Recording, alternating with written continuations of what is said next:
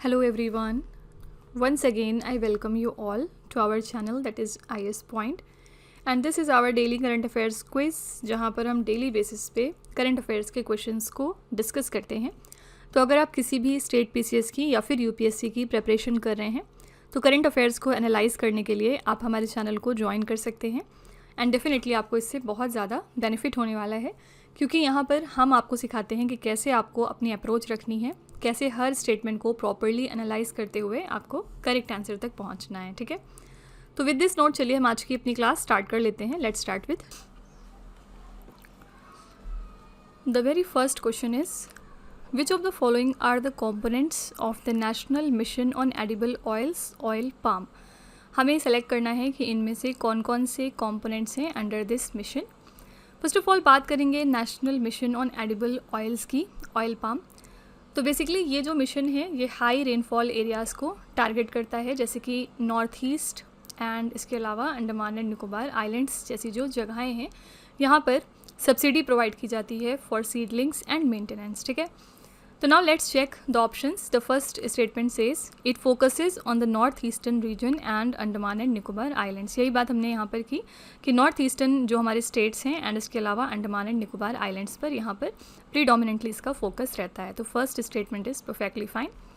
The second statement says it provides financial assistance to the farmers for planting material. ये भी बिल्कुल सही है, इसके अंडर में सब्सिडी प्रोवाइड की जाती है for seedlings and the maintenance. ठीक है, the third statement says guaranteed buyback of all produce by the central government. No, क्योंकि यहाँ पर कोई भी गारंटीड बाईबैक नहीं होती है of all the produce by the central government. तो थर्ड स्टेटमेंट यहाँ पर एलिमिनेट हो गया। The fourth one says price assurance through a viability price mechanism. तो yes, it offers price assurance through the viability price mechanism. तो 1, 2 and 4 यहाँ पर सही है। Select the correct option. Your answer is a option 1, 2 and 4 only. ठीक है, नौ यहाँ पर जो भी हमने कीवर्ड्स देखे हैं उनके बारे में थोड़ा सा डिस्कस करते हैं।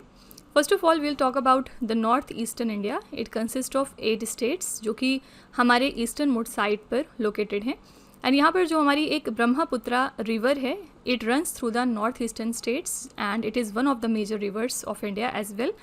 एंड यहाँ पर स्कॉटलैंड ऑफ द ईस्ट ये टाइटल हम किसको देते हैं? नॉर्थ ईस्टर्न स्टेट को, स्कॉटलैंड ऑफ द ईस्ट का। This is the Meghalaya state. ठीक है, after that we talked about Andaman and Nicobar islands. So these are the group of 572 islands that lies in the Bay of Bengal and यहाँ पर Port Blair capital city मानी जाती है Andaman and Nicobar islands की। And यहाँ पर आपको बहुत सारे इंडिजिनस ट्राइब्स मिलेंगे जैसे कि Sentinelese. Okay, after that we talked about subsidy term. And क्या होता है सब्सिडी? ये एक फाइनेंशियल हेल्प होता है that is supplied by the government किसी भी बिजनेस या सेक्टर को सपोर्ट करने के लिए। ज़्यादातर ये एग्रीकल्चरल ग्रोथ के लिए दिया जाता है या फिर रिन्यूएबल एनर्जी के यूज़ के लिए। ठीक है, तो गवर्नमेंट सब्सिडीज़ प्रोवाइड करते हैं प्राइसेस को स्टेबलाइज करने के लिए एंड ऑल्सो एसेंशियल गुड्स की अफोर्डेबिलिटी को इंश्योर करने के लिए। Fine, after that we talked about viability price mechanism here. So this price mechanism basically ensures कि minimum price support इंस्टॉल हो सके to the producers for their crops या फिर प्रोडक्ट्स एंड ये मैकेनिज्म हेल्प करता है हमारे फार्मर्स को प्रोटेक्ट करने में against the market price fluctuations. Right, तो यहाँ पर थर्ड वाला ऑप्शन सिर्फ गलत था। It does not provide such type of buyback of all the produce by the central government. Okay, so correct answer was a option 1, 2 and 4 only. Moving to next question, which of the following entities are eligible to receive the financial assistance under the agriculture infrastructure fund? We have to identify इनमें से कौन कौन से entities हैं that are eligible to receive the financial help under this fund. So the first one is farmer producer organization. First of all we'll be talking about the agriculture infrastructure fund. So ये एक long term debt financing facility है जिसका purpose है जो भी viable projects हैं उनको support करना for the post harvest management infrastructure. And ये जो फंड है इसको लॉन्च किया था गवर्नमेंट ऑफ इंडिया ने 2020 में। इसके अंडर में हम कह सकते हैं कि लोन्स दिए जाते हैं सब्सिडाइज्ड इंटरेस्ट रेट पर फॉर इंफ्रास्ट्रक्चर डेवलपमेंट एंड ये फंड हमारे डिफरेंट प्रोजेक्ट्स को सपोर्ट करता है in the post harvest management and cold chain infrastructure. Fine, तो यहाँ पर फर्स्ट था फार्मर प्रोड्यूसर ऑर्गेनाइजेशंस। ये फार्मर्स के ग्रुप्स होते हैं who collectively market their produce. Okay, and Indian government बहुत ज़्यादा FPOs को प्रमोट करता है to improve farmers bargaining power, and ये इंटरमीडियरीज को बेसिकली एलिमिनेट करते हैं एंड इससे फार्मर की इनकम बढ़ती है. ओके, तो definitely this is eligible to receive the financial help under the agriculture infrastructure fund. The second one is agri entrepreneurs and the startups. So if we talk about agri entrepreneurs and the startups, these are also the beneficiary under this fund. Okay, the third one is primary agricultural credit societies. So if we talk about PACS, so इनको भी fund मिलता है under this agriculture infrastructure fund. And the fourth one is state agencies, they also receive such type of fund. Okay, असल में जो eligible beneficiaries होते हैं उनमें FPOs आते हैं, एग्री एंटरप्रेन्योर्स आते हैं, startups, primary agricultural credit societies, as well as central state agencies along with the local bodies. ठीक है, अगर यहाँ पर ऑप्शन में लोकल बॉडीज़ भी ऑप्शन में होता तो वो भी सही होता. The correct answer here is D option 1, 2, 3 and 4. Okay, now if you talk about the post harvest management, तो इससे क्रॉप लॉसेस रिड्यूस होते हैं after the harvest, and cold storage जो फैसिलिटीज़ दी जाती हैं उनसे आप पेरिशेबल प्रोड्यूस को प्रेजर्व करके रख सकते हैं. प्रॉपर पैकेजिंग से भी आप डैमेज को प्रिवेंट कर सकते हैं during the transportation. Now if you talk about the farmer producer organisations, तो ये स्मॉल फार्मर्स को हेल्प करते हैं कि वो कलेक्टिव बार्गेनिंग पावर को गेन कर सकें, एंड ये लीगली रजिस्टर्ड एंटिटीज़ होते हैं under the Indian law, and ये फार्मर्स की एक्सेस को इम्प्रूव करते हैं to credit and the markets. Right, then if you talk about primary agriculture credit societies, तो ये सोसाइटीज़ रूरल क्रेडिट प्रोवाइड करते हैं हमारे फार्मर्स को इंडिया में, एंड ये फंक्शन करते हैं at the village level as the grass roots financial institutions. Right, so here the correct answer was all 4. Okay, moving to third question, consider the following crops. यहाँ पर 4 crop के नाम दिए हुए हैं. To achieve pulses self sufficiency, for which of the above has the government introduced a mechanism for procurement at minimum support price without any quantitative limit. आपको बताना है कि pulses self sufficiency के पर्पज़ से इसमें से कौन सी चीज़ सही है. तो अगर हम 2024 तक की बात करेंगे तो इंडियन गवर्नमेंट ने अनाउंस किया था procurement of toor dal which is also known as pigeon pea, then urad dal and the मसूर दाल which is known as lentil at MSP without any quantitative ceiling. ठीक है, एंड इस पॉलिसी का पर्पस क्या था, फार्मर्स को इनकरेज करना एंड पल्सेस के मामले में सेल्फ सफिशिएंसी को अचीव करना by the end of 2027. And यहाँ पर मूंग जो है वो करेंटली एक्सक्लूडेड है from this unlimited procurement mechanism, तो थर्ड ऑप्शन सिर्फ एलिमिनेट होगा. Select the correct option. Your answer is B option, only 1, 2 and 4. Okay, I hope this question is clear to you. Only moong dal is excluded from this list right now. Okay, now if you talk about MSP, MSP stands for minimum support price and it is implemented to protect the farmers income. Indian government जो है वो crops को procure करते हैं to stabilize the market prices and policies इस तरह की आती रहती हैं to make India self sufficient in food grain. Right, now pulses की बात करेंगे तो toor is also known as pigeon pea, हमने देखा, and they are very rich in protein. Urad dal की बात करेंगे तो these are use to make South Indian dishes like idli and dosa type things. And if you talked about the masoor dal, it refers to red lentils which is commonly used in Indian dals. Right, and what you understand by the term self sufficiency in the field of agriculture.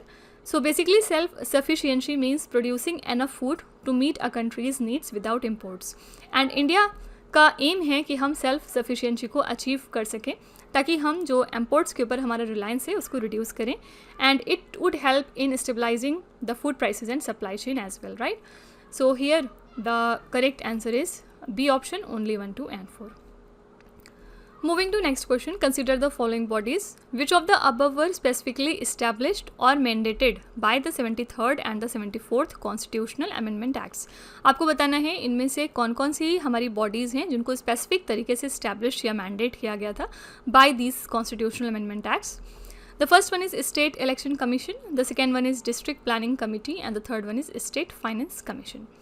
So basically state election commission की अगर हम बात करेंगे तो it comes under article number 243 clause के.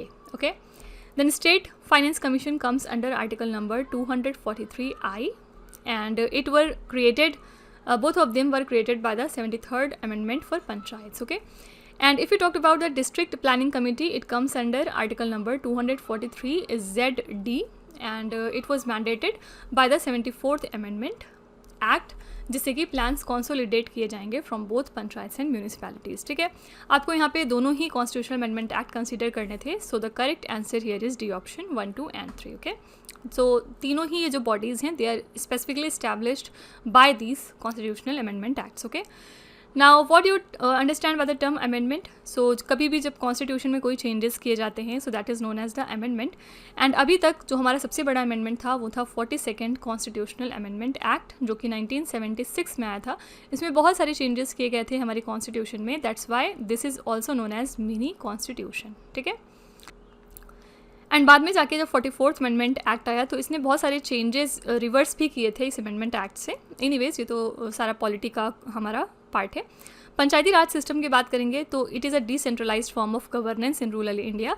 73rd amendment act जब आया था 1992 में, इसके अंडर में पंचायत को कॉन्स्टिट्यूशनल स्टेटस दिया गया। एंड पंचायत हमारी इलेक्टेड बॉडीज़ होती हैं जो कि रिस्पॉन्सिबल हैं for the local self government in villages, right. Then state election commission की बात करेंगे तो ये इलेक्शंस को सुपरवाइज करते हैं to the panchayats and municipalities in India. Article number 243 के जो है वो एम्पावर करता है हमारे स्टेट इलेक्शन कमीशंस को। एंड इनको कौन अपॉइंट करते हैं, इनको रिस्पेक्टिव स्टेट्स के गवर्नर अपॉइंट करते हैं। Fine. Then if you talk about the district planning committee, तो ये डेवलपमेंट प्लान्स डेवलप करते हैं for entire district. And 74th जो अमेंडमेंट आया था उसमें डिस्ट्रिक्ट प्लानिंग कमिटीज़ को का जो क्रिएशन था उसको मैंडेटरी किया गया था। फाइन, तो ये हो गया इनके बारे में। And all of them are correct, the option is the right answer. Now question number 5 is match the following articles of the constitution with their respective subject. We have to match them properly. The first article says 243G. So basically 243G article relates to devolution of powers and responsibilities to Panchayati Raj institutions. ठीक है, तो A का pair 1 है। B is 243A article. इस article में क्या लिखा है, इसके अंडर में कॉन्स्टिट्यूशनल रिकॉग्निशन दिया गया था ग्राम सभा को। ठीक है, तो B is related to 2। C का रिलेशन किसके साथ है, C is article number 243 and clause D. It deals with the reservation of seats for the scheduled caste, scheduled tribes and women. ठीक है, तो ये भी परफेक्टली फाइन है। And the fourth one is 243I and it talks about state finance commission. तो पीछे हमने देखा article number 243 clause I mandate करता है गवर्नर को to constitute a state finance commission, जो कि पंचायत के फाइनेंसेस को रिव्यू करेंगे। ठीक है, तो ये भी बिल्कुल सही है। तो यहाँ पर सारे ही पेयर्स थे वो बिल्कुल सही थे, कुछ भी मैच कराने की जरूरत नहीं पड़ी। ठीक है, तो correct answer is a option A1, B2, C3 and D4। Okay, no here let's talk about some keywords. First of all we talked about panchayati raj institutions. So ये इंडिया में फॉर्मलाइज हुए थे by the 73rd constitutional amendment act, जो कि 1992 में आया था। And panchayati raj system में 3 टियर का हमारा स्ट्रक्चर होता है। पहले स्टेज पर होता है gram panchayat, then comes the panchayat samiti and then comes the zila parishad. Okay, and panchayati raj institutions decentralised governance को काफ़ी प्रमोट करते हैं हमारे रूरल इंडिया में। Then after that we talked about the gram sabha. इसमें सभी रजिस्टर्ड वोटर्स होते हैं किसी भी विलेज में, and it acts as a direct democratic body at the grass root level in India. Gram sabha की जो मीटिंग्स हैं ये साल में 2 बार होनी ही चाहिए। ठीक है, ये याद रखिएगा, ये under the panchayati raj system.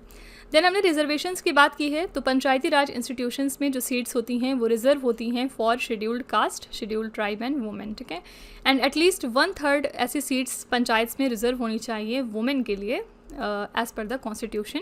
And reservation policies help करते हैं ताकि जो इंक्लूसिव पार्टिसिपेशन है इन लोकल गवर्नेंस लोगों का वो इंश्योर हो सके, right. And at last we talked about state finance commission. These are constituted every 5 years, जहाँ पर ये डेवल्यूशन को रिकमेंड करते हैं कि किस तरह से फाइनेंसेस का डेवल्यूशन होगा to the panchayat and the municipalities. Governor का काम होता है कि वो अपॉइंट करें स्टेट फाइनेंस कमीशन को हमारे इंडियन स्टेट्स में। Fine, I hope this question is clear to you. Moving to 6th question, how many of the following states or the regions are exempted from the general application of the 73rd Amendment Act? You have to tell कि 73rd जो हमारा Amendment Act है उसमें से कौन कौन से यहाँ पर एरियाज़ हैं जो एग्जेम्प्ट हैं इसके एप्लीकेशन से। Select the correct option. तो जो 73rd अमेंडमेंट एक्ट है ये अप्लाई नहीं होता है नागालैंड, मेघालय एंड मिजोरम पर अंडर आर्टिकल नंबर 243M। ठीक है, ऑल्सो जो हिल एरियाज़ हैं मणिपुर के for which district council exist, ये भी यहाँ पर एग्जेम्प्ट होते हैं टोटली, क्योंकि ये जो रीजन्स हैं ये अपने खुद के ट्रेडिशनल गवर्नेंस स्ट्रक्चर क्रिएट करते हैं अंडर द 6th शेड्यूल। ठीक है, इसी के ये इसी वजह से ये इस एक्ट के जनरल एप्लीकेशन से बाहर होते हैं, ठीक है। तो all of them are exempted from the general application of 73rd Amendment Act. The correct answer here is D option, all four. Okay, I hope this question is clear to you. Now if we talk about some keywords that we used here, the 73rd Amendment Act as we are seeing today was enacted in 1992. इसके under में क्या हुआ था, पंचायती raj institutions को empower किया गया था। And इसके अंदर में 3 टियर का सिस्टम है पंचायत का at village, intermediate and district levels, ठीक है। तो ये जो एक्ट है ये रिजर्वेशन को गारंटी करता है, रिजर्वेशन ऑफ सीट्स को for scheduled caste, tribes and womens in panchayat. Okay, article number 243M हमने देखा, जिसमें स्टेट लेजिस्लेचर्स को एम्पावर किया गया है कि वो पंचायती राज प्रोविजंस को अडॉप्ट करें using the 73rd amendment framework. And इसमें स्टेट को अलाउ किया गया है कि वो सर्टेन एरियाज़ को एग्जेम्प्ट कर सकते हैं from Panchayati Raj under special conditions. And ये जो आर्टिकल हम डिस्कस कर रहे हैं, आर्टिकल नंबर 243M, ये पार्ट है हमारे 11th schedule of Indian constitution का, which relates to Panchayati Raj. Okay, after that, at end we talked about the 6th schedule of Indian Constitution. So it provides autonomous administrative regions for the tribal areas. हमारे north eastern India में mainly ये tribal rights को protect करता है Assam, Meghalaya, Tripura and Mizoram जैसे states में। तो district and regional councils यहाँ पर जो होते हैं उनको लेजिस्लेटिव एंड जुडिशियल पावर्स दी गई हैं। Okay, now moving to 7th question, consider the following flagship programmes of ministry of social justice and empowerment. यहाँ पर कुछ प्रोग्राम्स दिए हुए हैं, and which of the above are specifically aimed at the socio economic empowerment of marginalised groups including the manual scavengers and those who are engaged in begging. तो यहाँ पर जो सेक्शंस दिए हुए हैं, तो यहाँ पर जो प्रोग्राम्स दिए हुए हैं, वी हैव टू टेल कि इनमें से कौन कौन सी स्कीम्स जो हैं वो स्पेशली टारगेट करती हैं हमारे मार्जिनलाइज्ड ग्रुप्स को, जैसे कि मैनुअल स्कैवेंजर्स वगैरह को, या फिर ऐसे लोगों को जो बैगिंग में इन्वॉल्व होते हैं। So let's talk about the schemes. The first one here is PM Daksh scheme, which talks about skill development. So PM Daksh यहाँ पर जो स्कीम है इसका टारगेट होता है मार्जिनलाइज ग्रुप्स जैसे कि beggars and trans persons. Purpose क्या है, स्किल डेवलपमेंट प्रोवाइड करना हमारा for their social inclusion. And इसका फुल फॉर्म क्या है, prime minister's development initiative for dignity and self reliance of the homeless, ठीक है। तो first one is perfectly fine. The second one is SMILE and the full form is support for marginalized individuals for livelihood and enterprise. नाम से ही आपको पता चल गया marginalized यहाँ पर लिखा है क्योंकि ऑलरेडी। तो SMILE स्कीम में सपोर्ट किया जाता है बेगर्स एंड स्ट्रीट वेलर्स का रिहेबिलिटेशन, एंड यहाँ पर इसका पर्पज़ है सस्टेनेबल लाइवलीहुड प्रोवाइड करना for the marginalised urban poor, ठीक है। तो ये स्कीम भी सही है, ये भी डेडिकेटेड है हमारे मार्जिनलाइज सेक्शन को। The third one is Namaste scheme and the full form is national action for mechanised sanitation ecosystem. ये जो स्कीम है ये बात करती है about the safety and rehabilitation of sanitation workers. Specially focus इनका होता है मैनुअल स्कैवेंजर्स के वेलफेयर और इनकी स्किल ट्रेनिंग के रिगार्डिंग। एंड यहाँ पर नमस्ते का जो फुल फॉर्म है वो क्या है, novel assistance for migration and employment for sanitation workers, ठीक है। तो यहाँ पर ये डेफिनेटली बिल्कुल सही है। The fourth one is PM Ajay scheme, Adarsh Gram Yojana for scheduled caste. PM Ajay scheme जो है ये विलेज डेवलपमेंट के ऊपर टारगेट करती है with large scheduled caste population, means ऐसे विलेज जहाँ पर ज़्यादा शेड्यूल्ड कास्ट के लोग रहते हैं। फोकस है यहाँ पर overall rural infrastructure and social justice, ठीक है। तो हम कह सकते हैं कि PM अजय का पर्पज़ है विलेजेस को डेवलप करना विथ हाई SC पॉपुलेशन, लेकिन यहाँ पर ये स्पेसिफिकली सैनिटेशन वर्कर्स या ऐसे इंडिविजुअल्स को टारगेट नहीं करते हैं that are engaged in begging, ठीक है। तो PM अजय यहाँ पर एलिमिनेट हो जाएगा, बाकी सब बिल्कुल सही थे।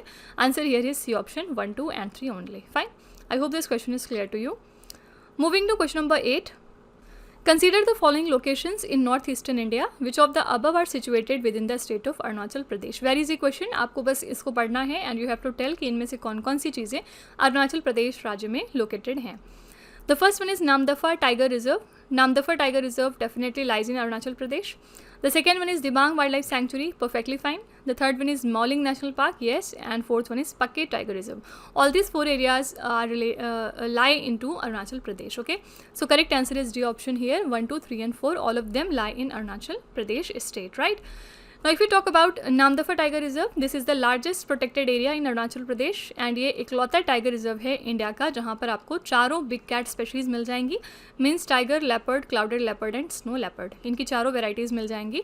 एंड नामदफा जाना जाता है अपनी रिच डाइवर्सिटी ऑफ ऑर्किड्स के लिए, क्योंकि यहाँ पर ऑर्किड्स की 100 से ज़्यादा स्पेशीज़ आपको मिलेंगे, ठीक है। Next will talk about the Arunachal Pradesh state. So this is the north east eastern most state of India and ये अपने इंटरनेशनल बॉर्डर शेयर करता है भूटान, चाइना एंड म्यांमार के साथ। एंड इसको हम लैंड ऑफ द डॉन के नाम से भी जानते हैं, ठीक है। After that will talk about eastern Himalaya biodiversity hotspot. तो ईस्टर्न हिमालय हमारा जाना जाता है as the one of the world's 36 biodiversity hotspots for conservation priority. And इस रीजन में आपको 10,000 से ज़्यादा स्पेशीज़ मिल जाएंगे प्लांट्स के, एंड बहुत सारे इसमें से एंडेमिक भी हैं। तो ये हम कह सकते हैं कि जो ईस्टर्न हिमालय वाला पार्ट है हमारा, it supports rare animals like the red panda and the white bellied heron as well, ठीक है। तो यहाँ पर चारों ही जो नाम दिए हैं ये सारे एरियाज़ कहाँ पर हैं, अरुणाचल प्रदेश स्टेट में। Moving to 9th question, how many of the following are global biodiversity hotspots that extend into Indian territory? इनमें से कौन कौन सी places हैं जो global biodiversity hotspots में आते हैं? The first one is Himalayas, second is Indo-Burma, third is Western Ghat and Sri Lanka, and the fourth one is Sundaland that lies in Nicobar Islands. Actually, all of them are the global biodiversity hotspots that extend into Indian territory, right? Because India is home to 4 of the world's 36 biodiversity hotspots. And यहाँ पर overall 36 biodiversity hotspots हैं world wide level पर, which are designated for rich species diversity and conservation priority. तो hotspot होने के लिए एक reason के पास कम से कम 1500 से ज़्यादा एंडेमिक वस्कुलर प्लांट्स होने चाहिए, एंड इसके अलावा 70% अपना ओरिजिनल वेजिटेशन का वो ऑलरेडी लूज़ कर चुका हो, ठीक है। Then only it can be classified as hotspot. तो हॉटस्पॉट्स कवर करते हैं only 2.3% of earth's land surface, लेकिन ये हार्बर करते हैं more than half of the world's endemic plant species, right. Now here if you talk about the Himalayas, तो हिमालयाज हमारे youngest mountain range हैं on earth that are formed about 500 million years ago. And Mount Everest जो दुनिया की सबसे ऊंची peak है ये हिमालय माउंटेन रेंज का ही पार्ट है। एंड ये जो रेंजेस हैं ये टोटल 5 कंट्रीज़ में आते हैं, India, Nepal, Bhutan, China and Pakistan, ठीक है। Then after that we talked about Indo Burma region. So Indo Burma biodiversity hotspot cover करता है हमारे नॉर्थ ईस्टर्न इंडिया के कुछ पार्ट्स को, जैसे कि म्यांमार, थाईलैंड एंड इसके अलावा सदर्न चाइना, ठीक है। एंड ये रीजन ग्लोबल सेंटर है फ्रेश वाटर फिश डाइवर्सिटी का। सो यहाँ पर ये चारों ही जो एरियाज़ हैं ये हमारे ग्लोबल बायोडाइवर्सिटी हॉटस्पॉट हैं that extend into Indian territory. Moving to last question, consider the following joint military exercises which of the above involve the participation of both Indian and Egyptian armed forces. आपको बताना है इनमें से कौन कौन सी exercise है that we perform with the country Egypt. The first one is exercise cyclone. ये हमारी फर्स्ट एवर जॉइंट एक्सरसाइज है between India and Egyptian special forces, ठीक है। The second one here is exercise desert warrior. तो ये भी हमारी bilateral air force exercise है that involves India and Egypt. And the third one is exercise bright star. तो इसमें जो है इंडिया और इजिप्ट के आर्म्ड फोर्सेज इन्वॉल्व होते हैं। तो तीनों ही एक्सरसाइज यहाँ पर पार्टिसिपेशन को इंक्लूड करती हैं फ्रॉम बोथ द कंट्रीज। तो correct answer is D option 1, 2 and 3, okay. Now let's see some detail about all these exercises. First of all, we'll talk about exercise cyclone. So ये जो exercise है 2019 में start हुई थी as a joint special forces drill between India and Egypt. Aim क्या था? Counter terrorism को enhance करना एंड टेक्निकल ऑपरेशंस कंडक्ट करना। अल्टरनेटली होता है, मतलब एक बार इंडिया में फिर नेक्स्ट ईयर इजिप्ट में मिलिट्री ऑपरेशन को स्ट्रेंथन करने के लिए, ठीक है। Then if we talk about the exercise bright star, तो ये 1980 में स्टार्ट हुई थी and it is a multinational military exercise which is led by Egypt country and the US, okay. And ये कंडक्ट होती है बाई एनुअली इंटरऑपरेबिलिटी को enhance करने के लिए between the participating Nations, right. Now after that we'll talk about Egyptian armed forces. So these are among the largest in Africa and the Middle East. And Egypt की जो military है उसमें army, navy, air force के साथ साथ air defence forces भी शामिल होते हैं, ठीक है। And if you talk about Indian special forces, so इसमें कौन कौन से हमारे यूनिट्स आते हैं, जैसे कि पैरा SF हो गए और इसके अलावा मार्कोस हो गए, then there are national security guard etcetera. And यहाँ पर जो पैरा SF हैं these were first deploy in 1965 Indo Pakistan war for covert operations, right. And MARCOS का फुल फॉर्म क्या होता है? Marine commandos and they operates primarily in maritime environment, fine. So यहाँ पर तीनों ही एक्सरसाइजेज में India and Egypt countries involve होती हैं, fine. So friends, these were the most important 10 current affairs for today. I really hope that you like the session and do let me know in the comment section कि आपको ये series कितना फ़ायदा दे रही है, how much you are benefiting from this series. Also, if you are new to this channel, please आप set number 1 से start करिएगा जिससे कि आपको प्रॉपर अंडरस्टैंडिंग हो सके हर क्वेश्चन की, okay. So now let's meet again tomorrow. Till then, stay tuned. Thank you so much for watching. Also, don't forget to like, share, and subscribe our channel.